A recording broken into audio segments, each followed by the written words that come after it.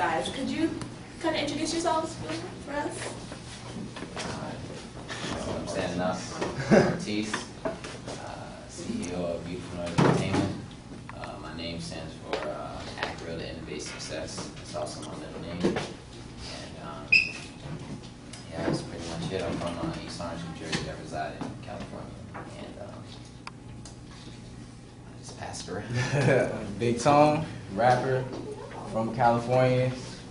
Been rapping for basically as long as I can remember, so I just love doing it. This is me. Oh, my name is Ming. I'm originally from Philly, reside in Sicklerville, South Jersey, and came out here. Well, I was in California for a little bit, so I'm not from there. Yeah, member of Beautiful Noise Entertainment, rapper, artist, lyricist, whatever you want to call it. Guys call me an MC, and that's what's next. I'm Sean, go by Nasla, co-founder of Beautiful Noise Entertainment. It's my brother Jaquan, producer, DJ, write music as well,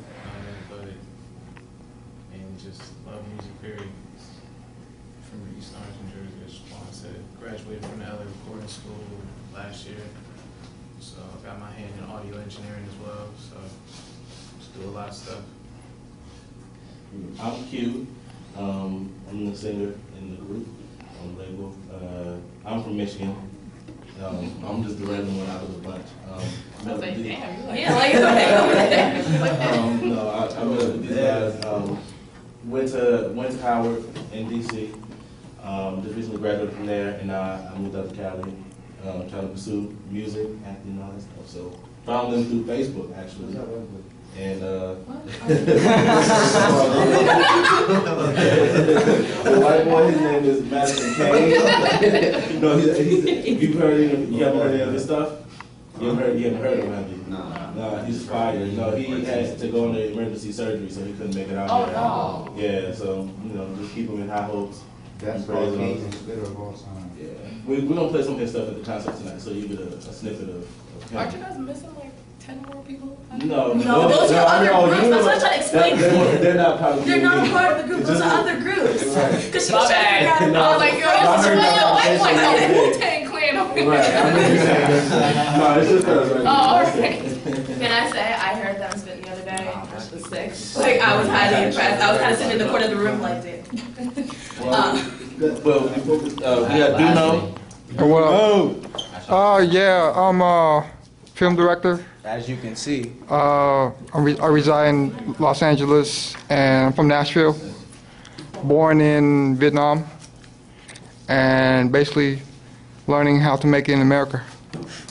Nice. I like that. Nice. What's up?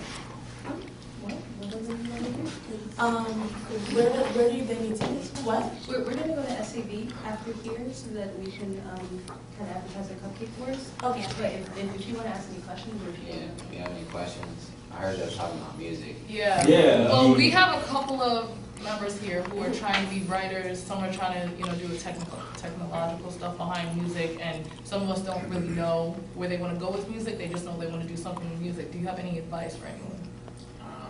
Well, so who's pursuing audio engineering? Okay. Are you infatuated with sound?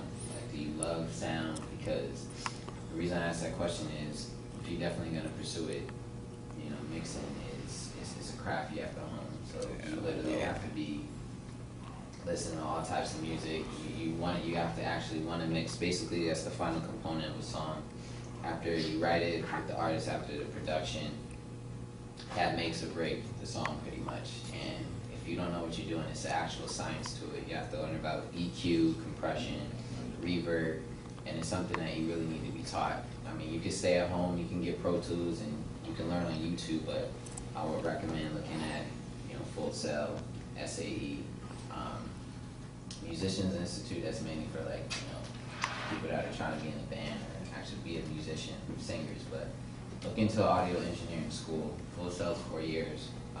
LA Recording School is only in LA. But if you do move there, you got to provide your own housing and all that. It's pretty expensive. It's an 18-month program. but maybe something locally in the area or something that you can look into.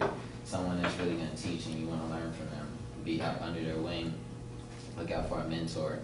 And then pretty much once you're done learning all the skills and traits that you need to know, you know, you just gotta practice every single day, and then, you know, just get your own little setup.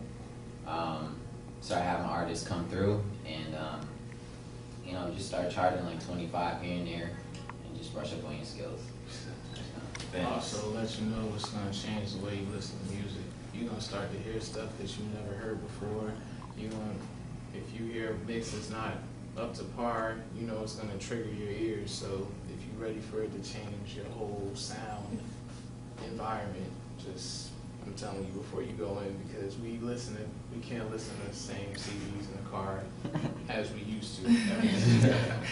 So you'll be like, oh, this hi-hat don't match or something like that, and other people won't know the language that you're speaking around you. So just be ready for it to change you. So what about, I'm feeling like you have like the rapper's passion, and that's like your thing. You know that's what you love and everything else. And I know that's certainly like for a few of you, I know for you especially yesterday, that seems to be your thing, you know, that like you completely feel it. It was insane. But when you know that that's your passion, what else do you do with it? Like what do, you know? Honestly, I understand how it became a passion, but actually I started off as, the first one was I am an artist. I'm going to explain the definition of what a real artist is. Artist is a self-expression, so I started out drawing. Everyone was claiming that my talent was drawing, but later I realized drawing is merely an application of art. Art is really a self-expression, and it's the passion. You have to be passionate about it.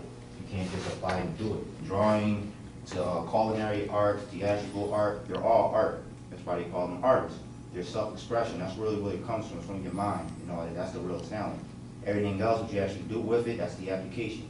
But I transitioned from like drawing to animation, because basically I didn't get into that as a career because I drew out of passion. So I couldn't have a career of somebody telling me what to do, draw this, and that. I was never comfortable with that. I used to draw on my free time, make my own masterpieces out of my own head. But later I got into music, and I became very self-explanatory, self-expression. Self-expression about. Because I also did poetry, and I was very good with words. Like in 8th grade, like this teacher, like she thought I like plagiarized an entire poem or something like that. I almost got in trouble for it, but I didn't. Because our student was like, no, he sat there and did all that. I incorporated all sorts of figurative speech in it before I even knew what it was called. Similes, metaphors, personification, all that stuff. And ever since then, I had a way of words.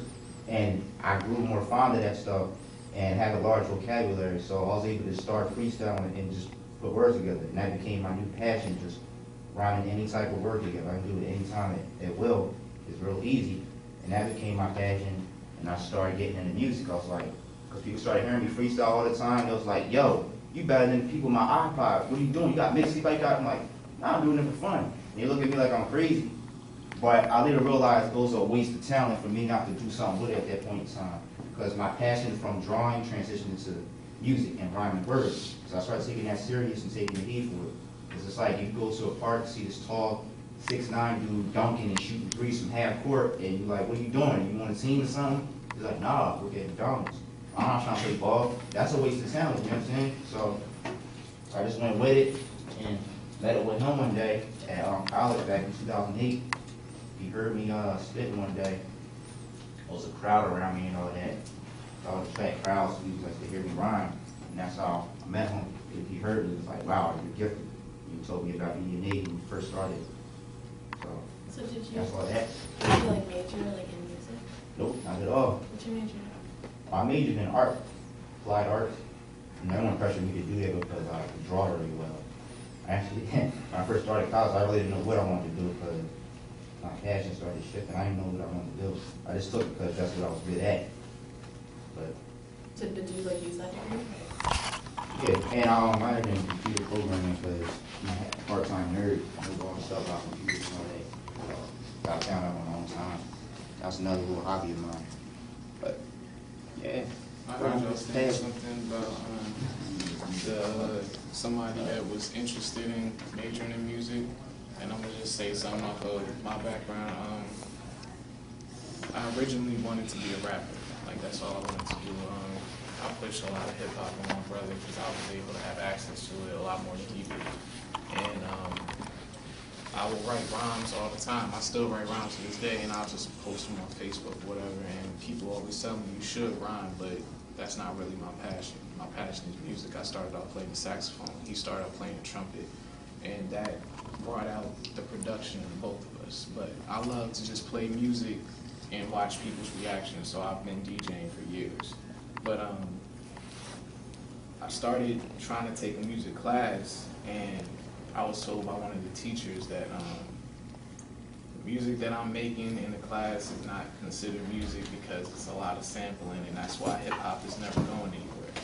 So that led me to leave school. I don't want to tell y'all to leave school or change anything up, but I'm just saying, like, I went back to it and went in a different direction with the LA Recording School, where they don't, discriminate. They've got people in there from Dr. Dre. You see the plaques on the walls for everybody that has worked on any type of music. So some people might tell you that that might be, or you might start something off that it might not seem like it's your thing, but if music is your passion, just continue with it. It might not necessarily, you might not be, destined to be a rapper. You might not be destined to be a producer. You might not be destined to be a writer.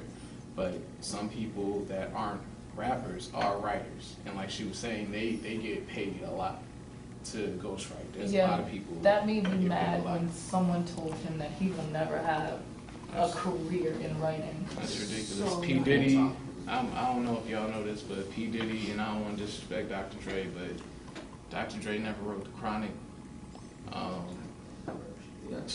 Eazy-E never wrote any of his stuff. Ice Cube wrote it. Yeah. And then, who else? Yeah, and there's a bunch of people in the game right now that don't write nothing at all. Like, Neo writes for most of this. Everybody. Neo don't have to put out another album, ever, period. So you can get paid off of that type of stuff. Now, how do you go into, like, I know, I think a lot of us know how, like, if you want to be a singer, you got to get your name out there, that type of thing. How do you become a writer, a successful writer? The main thing is you have to find a record label that you're trying to have a relationship with. Get your stuff together, make sure you copyright everything that you do. You have to definitely copyright. This is the man on copyrights right here. Like, you have to copyright everything that you do, and you just have to submit it to different places and find, maybe an agent, somebody that might pick you up that can submit your stuff. But writing is, to be honest with you, I mean, these guys, it's no disrespect to any rappers or singers or anything like that, but the people that make the money is the producers, the people that's behind the boards, and the people that behind the lines, the people that write everything. So that's where the real money is made, if you're in it to make money. But if it's your passion, continue to try. I mean, we're continuing to try, and you hear the music that we put out as opposed to the music that's on the radio right now. So. Really true, actually. Maybe in class you're talking about it. Like, for every iTunes sale that you see of a song or something, like the rapper, the performer's getting probably 7 cents off of that 99 cents sometimes. Yeah, royalty. After you go through all of the different people who did the rest of the stuff, when it Exactly. comes back to it, that's what happens. So don't think that you can't make money doing that. I know you guys have to go. Half of you are going to be going with them in a minute, because you're going to go do flyers up at SAB with the Cupcake Wars and just be with them and pass out flyers and stuff. Other half of you are going to go to other buildings and stuff and pass out flyers until the rest. But thank you guys. Thank you. I mean, Thank you Yeah. so much. I'll see you guys later. We'll see you guys tonight. Is there a stage?